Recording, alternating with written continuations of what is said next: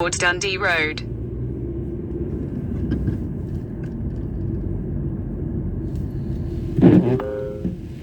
This route avoids road closures on M4. You are on the fastest route. You should reach your destination by 7:29.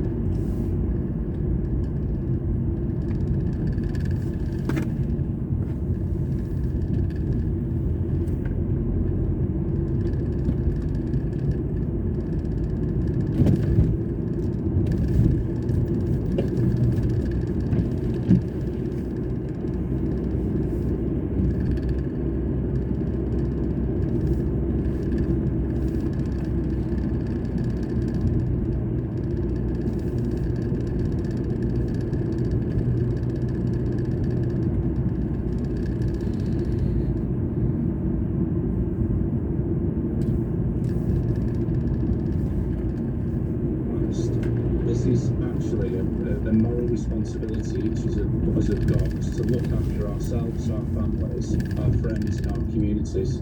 Care homes in England are being advised to supervise visitors at all times to ensure social distancing guidelines are kept to. Government's Adult Social Care Winter Action Plan also recommends visits are stopped altogether in areas of intervention. The Care Minister, Helen Wakely, said it would be wonderful if all homes could be COVID-free by September next year. The US Supreme Court Judge Ruth Bader Ginsburg died at the age of 87, sparking a political row ahead of November's presidential election. After a long battle with cancer and an Oscar-nominated documentary, she inspired a younger generation. As a champion of women's rights, she became an icon for American liberals. Discussions about who Donald Trump nominates to replace her and the timing has already started. Emily Tamkins, the US editor for The New Statesman. Consequences of this death are not just that America has lost. In 300 yards, turn right onto Farnham Road, A355. Refused to fill that seat with Obama's nominee. That was 200 plus days to go to the presidential election, and their argument was, well, we have to wait for the election. So now we have a little over a month to go, and so the question is, do the Republicans go by their own standard? Gareth Bale's likely to officially complete his return to Tottenham from Real Madrid later. The Wales international was at the Premier League. Take the next right onto Farnham Road, A355. To seal a season-long loan. And a former retail executive in his 60s has posted a video online of himself in a business suit doing press-ups to prove he's fit for work. Paul Marks, who lost his job at the start of lockdown, filmed it at home in Lancashire and uploaded it to the LinkedIn website. He says to prove he's not an old wrinkly. The clip's been viewed more than 700,000 times and he's fielding offers. The weather fine and breezy with... Continue on Farnham Road for half a mile. Today, scattered showers in the southwest, cloudier for the northeast, as well as parts of Scotland, and a high of 24 degrees. From Global's newsroom, I'm Bill Overton. I wash my hands to protect my family. I wear a face covering to protect my mates. I make space to protect my colleagues. Hands. Face. Space. I wash my hands to protect strangers. I wear a face covering to protect other passengers. I make space to protect you. Hands. Face.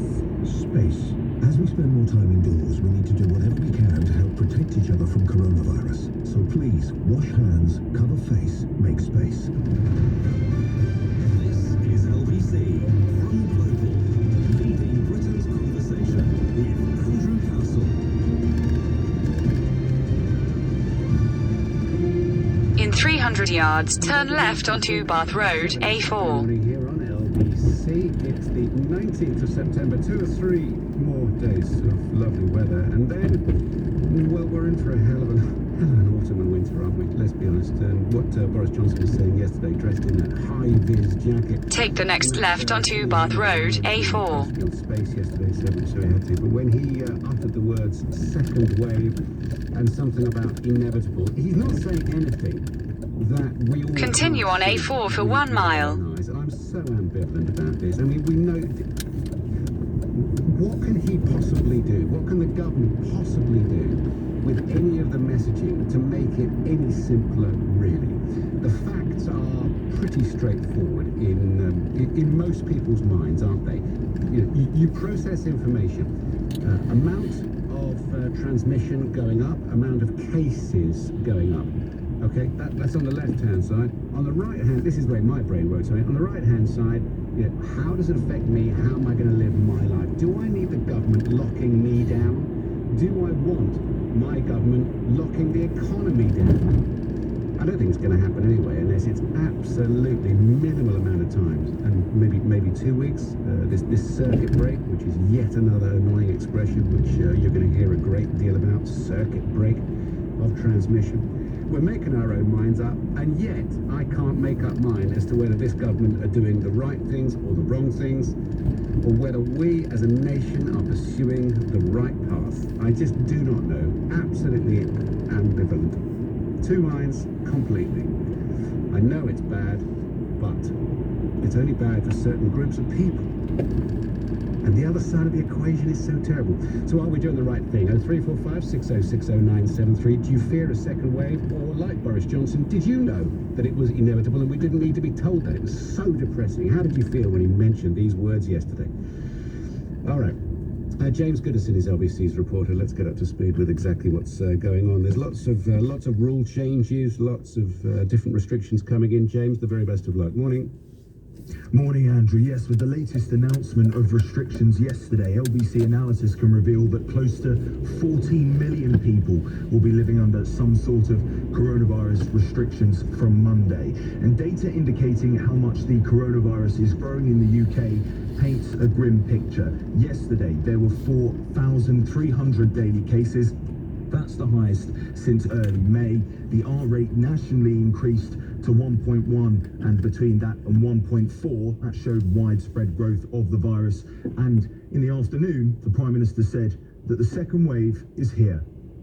We are now seeing a second wave coming in. We've seen it in France, we've seen it in Spain, across Europe. It's been absolutely, I'm afraid, inevitable. We will see it in this country. But the way, I don't want to go into a second national lockdown at all. The last thing anybody wants. I don't want to go into bigger lockdown measures at all. We want to keep schools open, and it's fantastic that schools have gone back in the way that they have. We want to keep the economy. In 300 yards, at the roundabout, take the first exit onto Wellington Street, A4. Another national lockdown. So what are the government planning to do about it? Well, this week it was revealed that plans are being drawn up to stop that full national lockdown. They're instead hoping for what they're calling a circuit break, effectively a 2-week period that will see essential travel to schools and workplaces continue, but restaurants and pubs will close or operate under restricted hours. Social lives suffering the most, different households being asked not to mix at all. When this will happen has not been finalised, but this Exit the roundabout onto Wellington Street. half-term. Continue on A4 for 2 miles. From national and regional leaders to hold a COBRA meeting. Nicola Sturgeon calling on the government to do just that yesterday, whilst the First Minister for Wales, Mark Drakeford, said that there's a vacancy at the heart of the UK. Last night, Sadiq Khan said he doesn't want to wait before taking extra precautions in London. He says it's increasingly likely that additional measures will soon be required in the capital. He's urged Boris Johnson to act, and the Shadow Health Secretary Jonathan Ashworth said that it's vital that the testing system in the UK is fixed. Unless you put in effective contact tracing and give people support so they can properly isolate, you're at risk of seeing the infections rise, and demand is increasing on the testing system. The testing system is effectively broken, as far as I can tell. When testing breaks down, your tracing breaks down. When tracing breaks down, you lose control of the virus. The question is now, Andrew, where is this all heading? SAGE are saying that cases are now doubling every week. If that trend continues, we could see infections rise to over 100,000 by mid-October. The government want to stop that from happening either by a circuit break or, if it comes to it, a second lockdown. Thank you very much indeed for that, James. And it begs the question, if testing was operating the way that everybody says that it should or would be desirable, would we be even talking about this circuit break and a potential next lockdown? Or are the government just trying to frighten us into an acquiescence and to behave correctly and monitor that over the next 2 or 3 weeks? Not until the end of October will we have the amount of tests that we need, as far as I can make out. Well, the Northwest will suffer further restrictions. Let's get the latest on that now. Liam Gotting is LBC's reporter in that region. Liam, good morning to you. Good morning, Andrew. Well, the Health Secretary Matt Hancock confirmed that Merseyside, Warrington, Halton and Lancashire will all face tighter restrictions from Tuesday, the 22nd of September. And what does this mean for the millions of residents in this region? Well, they must not socialise with other people outside of their own households or support bubble in private homes and gardens. Hospitality for food and drink will be restricted to table service only, and late night operating hours will also be restricted, with leisure and entertainment venues, including pubs, cinemas and restaurants, required to be closed between the hours of 10 p.m. and 5 a.m.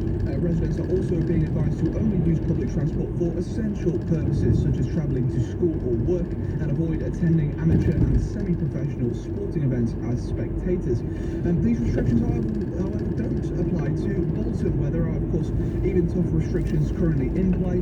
They also don't apply in Greater Manchester or in Blackpool, which has particularly caused many here a lot of confusion, as nobody is quite sure as to why Blackpool has been given this special treatment. And of course, this has now led to concerns from local authorities that people are going to essentially flock to the seaside town in order to avoid any punishment for gathering with their friends or families. In terms of Merseyside, which is where I am now, confirmed cases have rocketed across the region in recent weeks, with Liverpool, Knowsley and St Helens all passing the rate of 100 infections per 100,000 people. While on Thursday, 8 different schools and 3 different care homes were the latest places to be hit with positive coronavirus cases. Well, since the announcement, I've been out speaking to residents here in the city centre of Liverpool, and here's what they've had to say. It has to be, it has to be, but I don't feel unsafe, I feel safe. I'm not surprised, it's been coming, more cases have been spiking upwards, not surprised that there maybe even be another lockdown. We've just got to do as we're told, I suppose, and if people listened and went by the guidelines, well, maybe we'll sort it sooner. Meanwhile, the mayor of Liverpool, Joe Anderson, told LBC he's been left completely frustrated by the government's strategy to wait until Tuesday to introduce these new restrictions. He simply says that the idea of announcing new tougher measures but only to introduce them 4 days later makes no sense. Well, it's bizarre, really. It's disappointing that they haven't chose to enact them now and they chose to wait till Tuesday. I hope that people don't want to go out and harass around over the weekend and spread the virus. You know, we've got students at Freshers Week starting next week, and we've got 20,000 students going to the city over the next 2 weeks. And that's In a quarter of a mile, at Langley roundabout, take the first exit onto the M4 slip road to M25, London. Victims of local lockdown as the government tries desperately to avoid a second national lockdown. All right, Leo, thank you very much indeed for that.